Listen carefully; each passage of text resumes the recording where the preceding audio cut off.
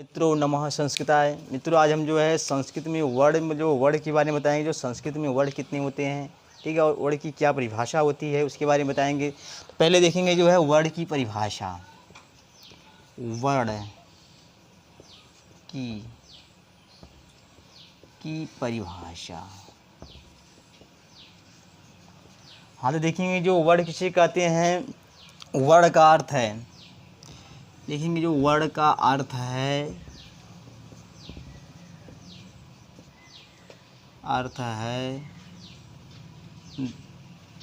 ध्वनि अथवा अक्षर। ध्वनि अथवा अक्षर, हाँ देखेंगे जो है हाँ देखेंगे जो है वर्ड का मतलब जो वर्ड का अर्थ है ध्वनि अथवा अक्षर, ठीक है। मतलब यानी जो है वर्ड को जो है अक्षर भी कहते हैं, अक्षर को जो वर्ड भी कहते हैं, ठीक है। तो मुख से निकली हुई, आगे लिखेंगे जो मुख से निकली हुई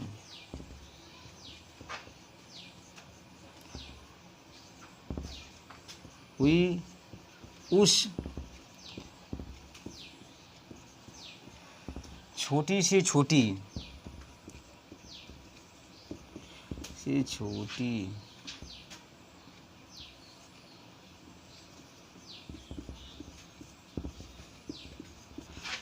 छोटी ध्वनि को वर्ड कहते हैं।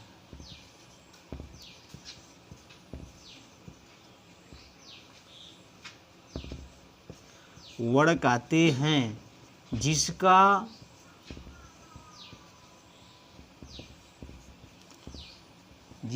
विभाग ना हो सके। तो देखेंगे जो वर्ड किसे कहते हैं। वर्ड जो है वर्ड की परिभाषा है, वर्ड का अर्थ है ध्वनि अथवा अक्षर, ठीक है। तो मुख से निकली हुई उस छोटी से छोटी ध्वनि को वर्ड कहते हैं जिसका विभाग ना हो सके। जैसे लिखेंगे जो जैसे आ ई उ का च टा, ये क्या हो गया, मतलब जो है क्या हो गया, जो है वर्ड यानी जो अक्षर हो गया, ठीक है। अक्षर किसे कहते हैं।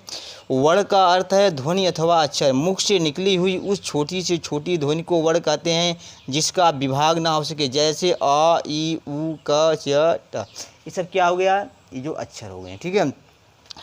अब उसके बाद देखेंगे जो वर्ड की कितने प्रकार, मतलब वर्ड कितने प्रकार के होते हैं। वर्ड के भेद,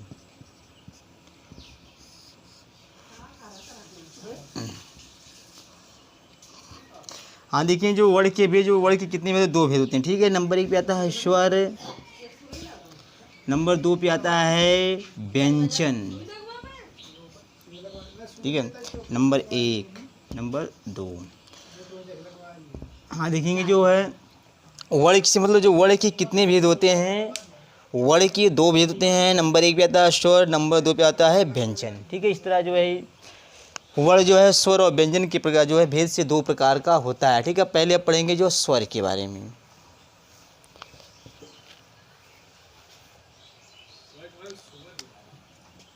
हाँ देखेंगे जो है स्वर, तो स्वर किसे कहते हैं। जिन वर्णों के उच्चारण करने में अन्य वर्ण की सहायता ना लेनी पड़े उसे स्वर कहते हैं, ठीक है। तो स्वर किसे कहते हैं। जिन वर्णों के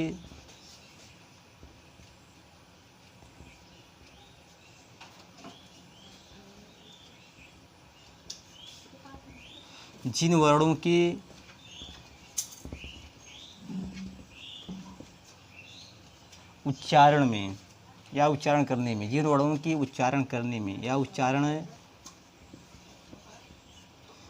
करने में अन्य वर्ण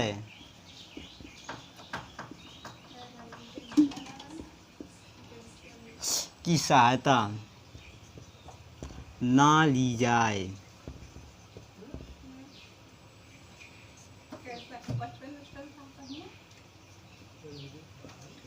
उसे स्वर कहते हैं।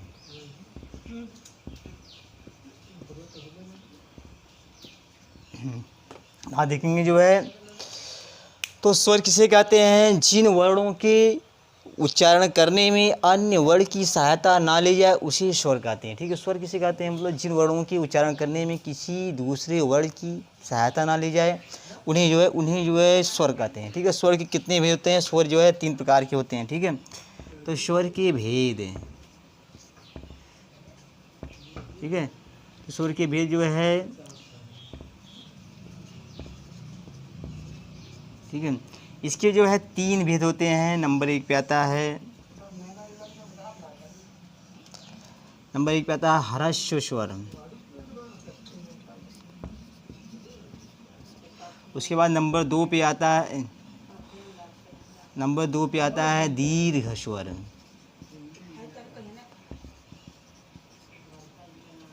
नंबर 1, नंबर 2,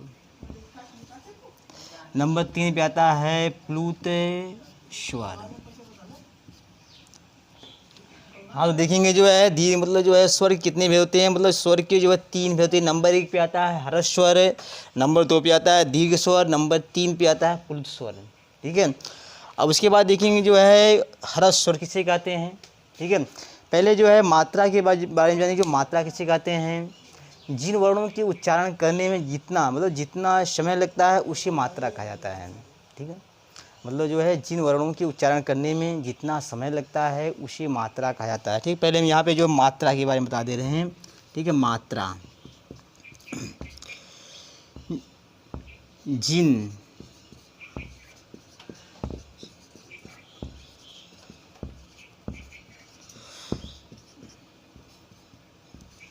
जिन वर्णों के उच्चारण करने में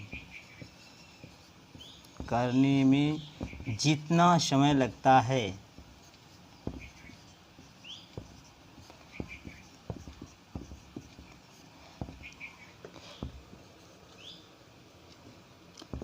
है उसे मात्रा कहते हैं, उसे मात्रा कहते हैं। हाँ देखेंगे जो मात्रा किसे कहते हैं, तो जिन वर्णों के उच्चारण करने में जितना समय लगता है उसे मात्रा कहते हैं, उसे जो मात्रा कहते हैं। ठीक है, ये जो मात्रा हुई। अब देखेंगे जो है यहाँ जो हमने बताया कि जो ह्रस्व स्वर के 3 भेद होते हैं। नंबर 1 पे आता है ह्रस्व स्वर के जो 3 भेद होते हैं। नंबर 1 पे आता है ह्रस्व स्वर, नंबर 2 पे आता है दीर्घ, नंबर 3 पे आता है प्लुत स्वर। ठीक है, तो जो है ह्रस्व स्वर किसे कहते हैं, उसके बाद दीर्घ स्वर किसे कहते हैं, प्लुत स्वर किसे कहते हैं। ठीक है, तो यहाँ पे बता देंगे, पहले अब जो है बताएंगे जो है दीर्घ स्वर के, ह्रस्व स्वर के बारे में। हाँ तो यहाँ देखिए बता रहे हैं, नंबर 1 पे आता है ह्रस्व स्वर।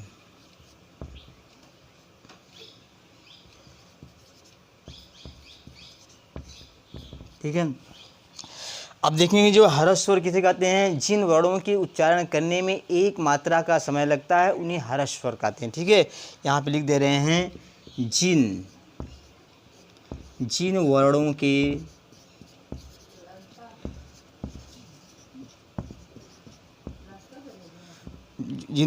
उच्चारण करने में एक मात्रा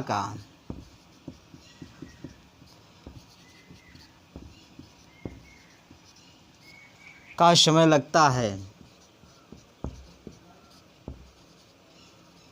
लगता है उन्हें ह्रस्व स्वर कहते हैं, उसे ह्रस्व स्वर कहते हैं, उसे ह्रस्व स्वर कहते हैं।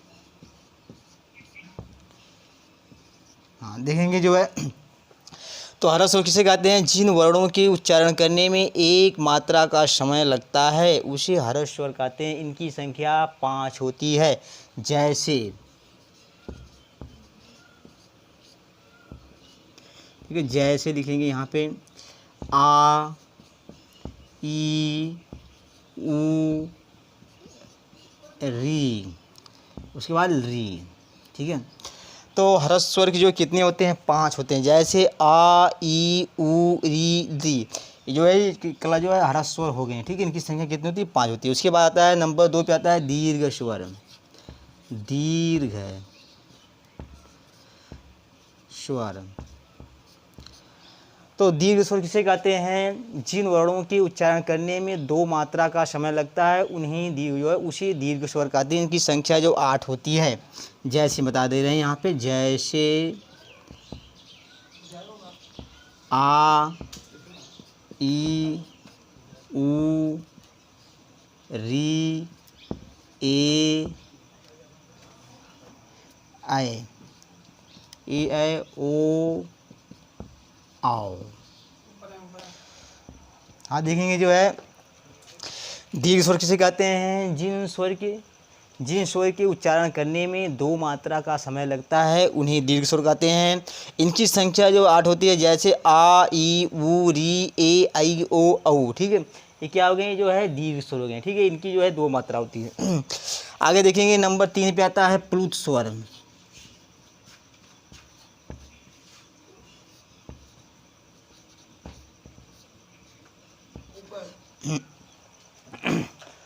तो प्लुत स्वर किसे कहते हैं? जो है तो जिन स्वर के उच्चारण करने में 3 मात्रा का समय लगता है उसे प्लुत स्वर कहते हैं। ठीक है, जैसे जो है ओम।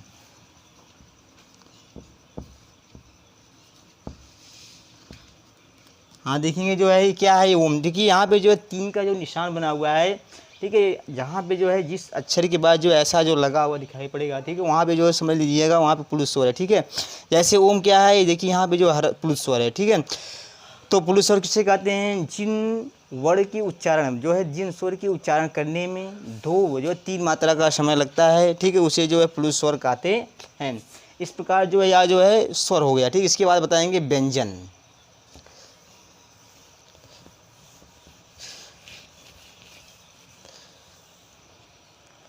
हाँ तो देखेंगे जो अब व्यंजन किसे कहते हैं, पहले व्यंजन के बारे में बताएंगे। व्यंजन हाँ देखेंगे जो है व्यंजन किसे कहते हैं, व्यंजन की क्या परिभाषा होती है बताएंगे। ठीक है, जो है जिन वर्णों के उच्चारण करने में स्वर की सहायता लेनी पड़े उन्हें व्यंजन कहते हैं। ठीक है, जिन वर्णों की उच्चारण करने में स्वर की सहायता लेनी पड़े उसी व्यंजन कहते हैं। ठीक है, वो ये व्यंजन कहते हैं, उसी व्यंजन कहते हैं। ठीक है, यहाँ पे लिख दे रहे हैं जो है जिन वर्णों के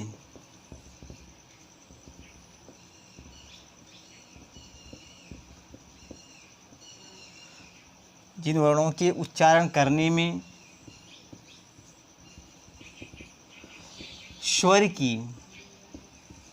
की सहायता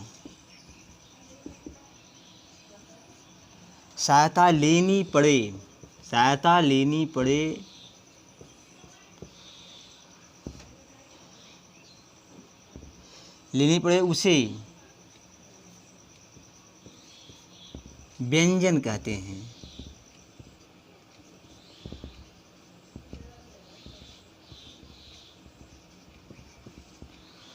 हाँ तो यहाँ पे देखेंगे जो व्यंजन किसे कहते हैं, जिन वर्णों के उच्चारण करने में स्वर की सहायता लेनी पड़े उसे व्यंजन कहते हैं। ठीक है, व्यंजन के कितने भेद होते हैं? तो व्यंजन के जो है 3 भेद होते हैं। ठीक है, नंबर 1 पे आता है स्पर्श व्यंजन, अंतस्थ व्यंजन, ऊष्म व्यंजन। ठीक है, ये 3 प्रकार के जो व्यंजन होते हैं। ठीक है, तो संस्कृत में जो व्यंजन कितने प्रकार हैं? 3 भेद होते हैं। ठीक है, कौन कौन सा होता है? स्पर्श व्यंजन, अंतस्थ व्यंजन, ऊष्म व्यंजन। ठीक है, यहाँ पे लिखेंगे जो है 3 भेद।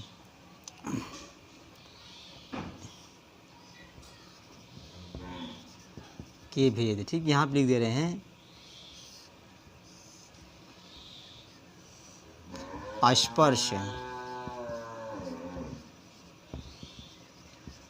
स्पर्श व्यंजन नंबर 1 पे आता है। नंबर 2 पे आता है अंतस्थ व्यंजन।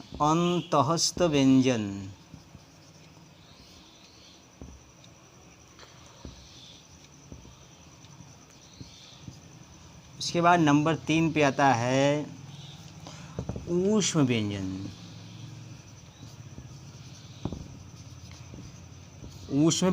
ठीक है, आप देखेंगे जो है व्यंजन के कितने भेद होते हैं? व्यंजन के 3 भेद होते हैं। नंबर 1 पे आता है स्पर्श व्यंजन, नंबर 2 पे आता है अंतस्थ व्यंजन, नंबर 3 पे आता है ऊष्म व्यंजन। ठीक है, तो इस प्रकार जो व्यंजन के भेद हो गए हैं। ठीक है, अब यहाँ पढ़ाएंगे, पहले जो आप पढ़ेंगे जो है ये क्या है, स्पर्श व्यंजन किसे कहते हैं।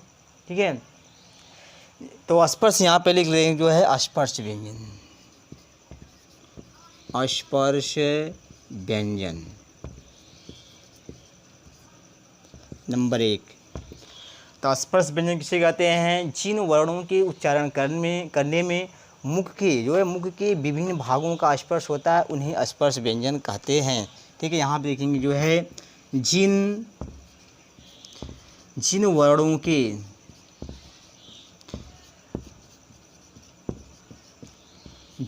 के उच्चारण करने में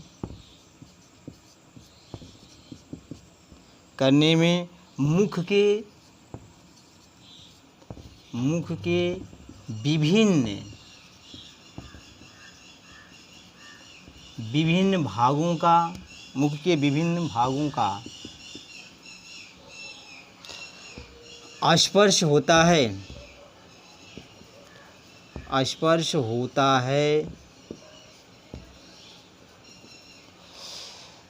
उसे स्पर्श व्यंजन कहते हैं।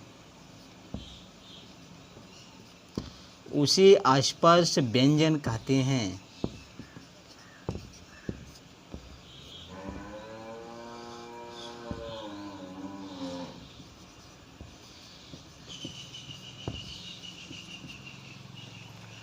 तो देखेंगे जो है स्पर्श व्यंजन किसे कहते हैं? जिन वर्णों के उच्चारण करने में मुख के विभिन्न भागों का, ठीक है, विभिन्न भागों का स्पर्श होता है। ठीक है, जो स्पर्श होता है उसी स्पर्श व्यंजन कहते हैं। ठीक है, स्पर्श व्यंजन किसे कहते हैं? जिन वर्णों के उच्चारण करने में मुख के विभिन्न भागों का स्पर्श होता है उसी स्पर्श व्यंजन कहते हैं। ठीक, देखेंगे जो है मुख के जो विभिन्न भाग होते हैं, जैसे ताल हो गया, दंत हो गया, जीभ हो गई, कंठ हो गया, मुर्दा हो गया, ओष्ठ हो गया, ये सब क्या है? जो है कला मुख के भाग हैं। ठीक है, इस कला अब देखेंगे जो है स्पर्श व्यंजन के जो कितने जो है मतलब कितने भेद होते हैं, मतलब कला स्पर्श व्यंजनों की संख्या कितनी होती है? तो कितनी होती है? 25 होती है। ठीक है, देखेंगे जो है स्पर्श व्यंजनों की संख्या कितनी होती है? 25। यहाँ पे लिख दे रहे हैं जो है, जैसे लिखेंगे जैसे लिख देंगे, जैसे का वर्ग। ठीक है, उसके बाद लिखेंगे जो है चा वर्ग, उसके बाद लिखेंगे जो है टा वर्ग, उसके बाद लिखेंगे ता वर्ग, उसके बाद लिखेंगे जो है पा वर्ग। हाँ, तो देखेंगे जो स्पर्श व्यंजनों की जो संख्या कितनी होती है? 25 होती है, पा वर्ग से लेकर जो है का वर्ग से लेकर जो पा वर्ग तक। ठीक है, तो यहाँ देखिए का वर्ग का मतलब क्या होता है? का, खा, गा, घा, अंगा। ठीक है, उसके बाद जो है चा वर्ग का मतलब क्या होता है? चा, छ, जा, झ, इया। उसके बाद जो टा वर्ग का मतलब क्या होता है? टा, ठा, डा, ढा, आड़ा। ठीक है, उसके बाद देखिए ता वर्ग का मतलब होता है ता, था, दा, धा, ना। पावर का मतलब क्या होता है? पा, फा, बा, भा, मा।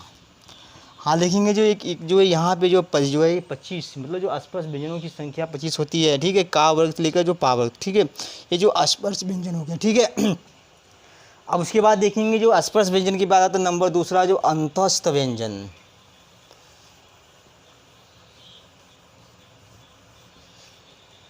हाँ, देखेंगे जो है नंबर 2 पे आता है, जो है नंबर दूसरे पे आता है अंतस्थ व्यंजन।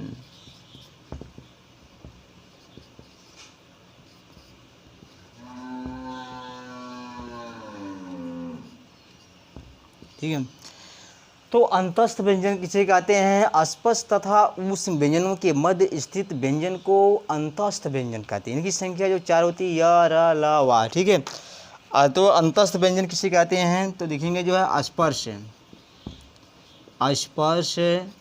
तथा ऊष्म व्यंजनों के मध्य स्थित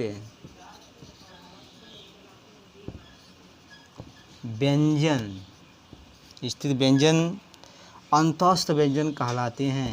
अंतस्थ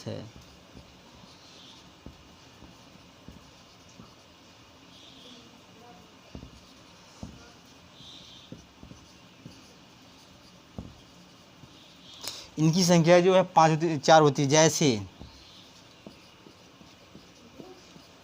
जैसे य र ल वा।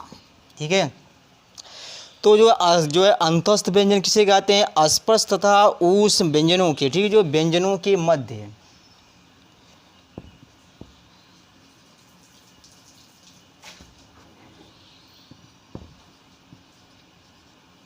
ठीक है, मतलब व्यंजनों के मध्य स्थित व्यंजन अंतस्थ व्यंजन कहलाते हैं। ठीक है, मतलब जो अंतस्थ व्यंजन किसे कहते हैं? तो जो है स्पर्श तथा उस व्यंजनों के मध्य स्थित व्यंजन अंतस्थ व्यंजन कहते हैं, की संख्या जो 4 होती है, या र ल वा। ठीक है। अब उसके बाद देखेंगे जो है ऊष्म व्यंजन किसे कहते हैं। उसके बाद जो है नंबर 3 पे आता है ऊष्म व्यंजन। ऊष्म व्यंजन, हाँ देखेंगे जो ऊष्म व्यंजन किसे कहते हैं? जिन वर्णों के उच्चारण करने में रगड़ से, ठीक है, जो है वायु की रगड़ से ऊष्मा उत्पन्न होती है, उन्हें ऊष्म व्यंजन जो है, उन्हें जो है वे ऊष्म व्यंजन कहलाते हैं। तो यहाँ पे देखेंगे जो है जिन वर्णों के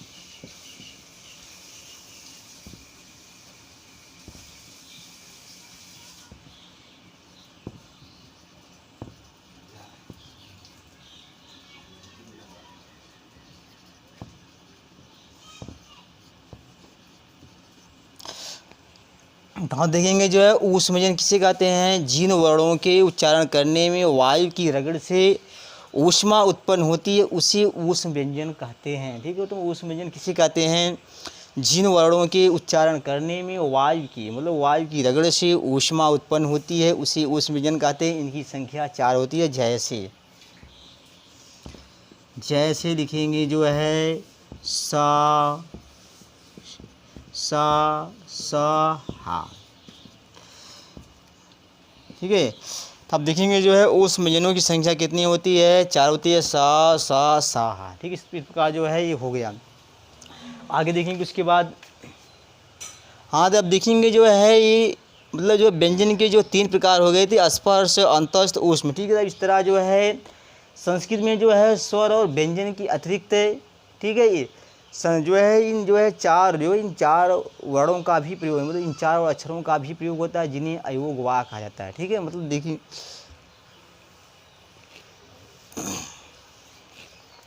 हाँ देखेंगे जो है तो जो है संस्कृत भाषा में, ठीक है, मतलब जो संस्कृत भाषा में इन स्वर और व्यंजन की अतिरिक्त, ठीक है, इन 4 अक्षरों का भी प्रयोग होता है, जिन्हें अयोग वाह कहा जाता है। तो यहाँ पे देखेंगे जो है पहले अब लिखेंगे जो अयोग वाह।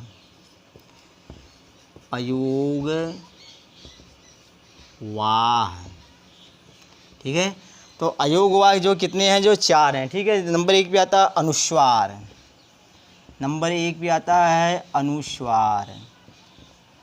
नंबर 2 पे आता है विसर्ग,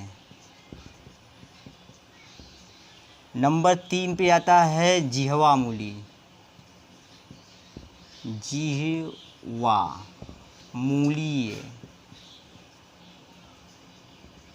नंबर 4 पे आता है उपपद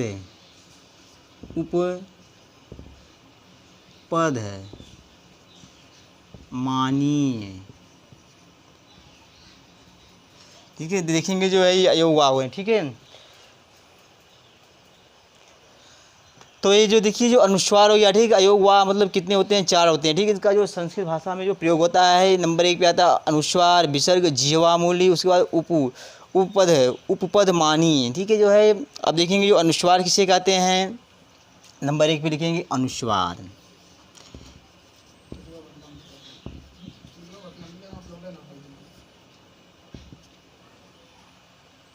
तो अनुस्वार किसे कहते हैं, देखिए जो है, तो ये जो है योग हुआ जो चार हो गए, अनुस्वार, विसर्ग, जिह्वा मूल, उपपद जो है उपपद मानी, ठीक है। यहाँ पे जो पहला नंबर आता है अनुस्वार, ठीक है। तो अनुस्वार जो है किसी कहते हैं, देखेंगे वो जो है वर्ण के, मतलब जो है वर्ण के ऊपर लगे बिंदु को अनुस्वार कहते हैं, ठीक है। वर्ण के ऊपर लगे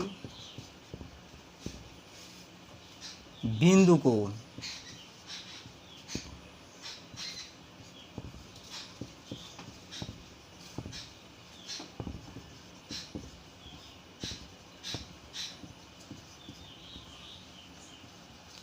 अनुस्वार कहते हैं। जैसे हो गया कम, ठीक है। जैसे हो गया जो है रामम, ठीक है। अब देखिए जो ये ऊपर जो लगा हुआ है क्या है, जो अनुस्वार हो गया, ठीक है। अब उसके बाद देखिए नंबर 2 पे आता है, नंबर 2 पे आता है विसर्ग, ठीक है। तो विसर्ग क्या कहते हैं, मतलब जो है स्वर के, जो है स्वर के आगे लगने वाले दो बिंदुओं को विसर्ग कहते हैं, ठीक है। तो स्वर के आगे, स्वर के आगे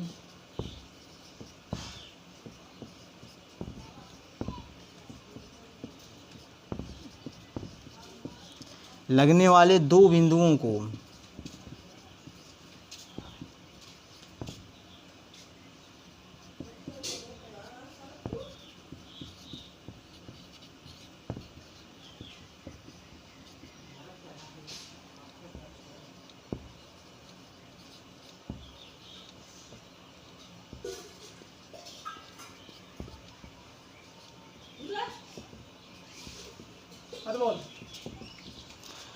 हाँ, देखेंगे जो विसर्ग किससे कहते हैं, तो स्वर के आगे लगने वाले दो बिंदुओं को विसर्ग कहते हैं। जैसे प्रातः, ता में जो है जो जो दो बिंदु दिखाई दे रहा है, इसको क्या कहते हैं, ये विसर्ग है, ठीक है। इसका उच्चारण जो हा की तरह होता है, ठीक है। जैसे प्रातः अतः, ठीक है। उसके बाद आता है जिह्वा मूली, ठीक। नंबर 3 पे आता है जिह्वा मूली,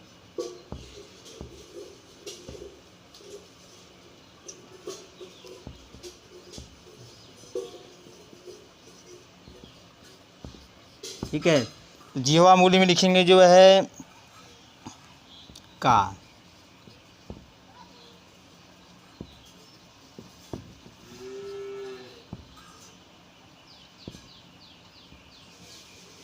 खा। हाँ, देखेंगे जो जिह्वा मूली के अंतर्गत जो कैसे आते हैं, देखिए का और खा इस प्रकार, ठीक है। जो इस प्रकार यहाँ पे बता दे रहे हैं, इस प्रकार का और खा और खा के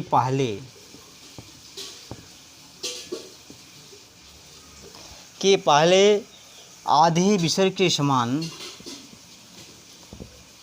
आधे विसर्ग के समान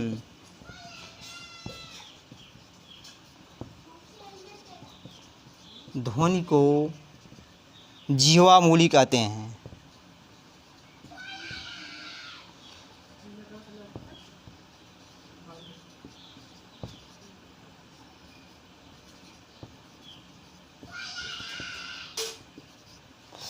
हाँ, देखेंगे जो है, तो जिह्वा मूली किसे कहते हैं, जो देखिए क और खा, मतलब ये देखिए यहाँ पे जो ये निशान जो दिखाई दे रहा है, जो आधा विसर्ग है, ठीक है।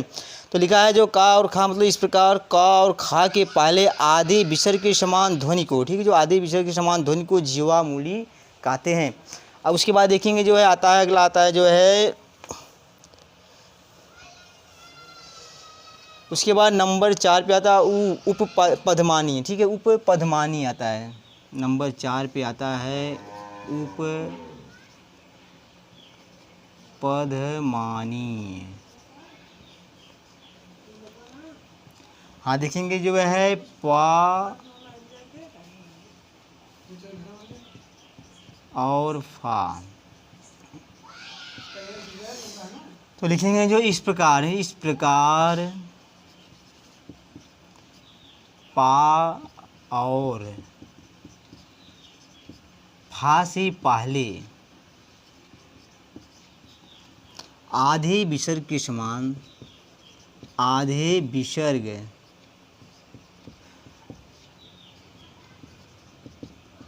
के समान ध्वनि को उपपदमानी कहते हैं। उपपदमानी कहते हैं।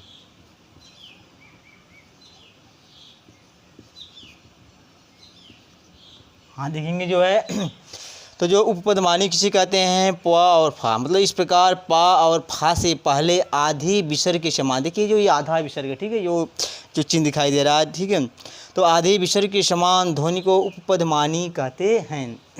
हाँ तो इस प्रकार आप देखेंगे जो है संस्कृत भाषा में जो कुल कितने जो है वर्ण होते हैं, कितने मतलब अक्षर हैं, ठीक है, अब इसकी जो गिनती करेंगे।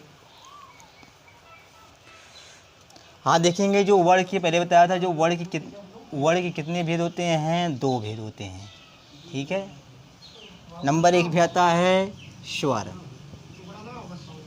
स्वर मतलब जो स्वर कितने हैं, इनकी संख्या कितनी है, 13 है, ठीक है, इनकी संख्या कितनी 13 है, जैसे आ, ई,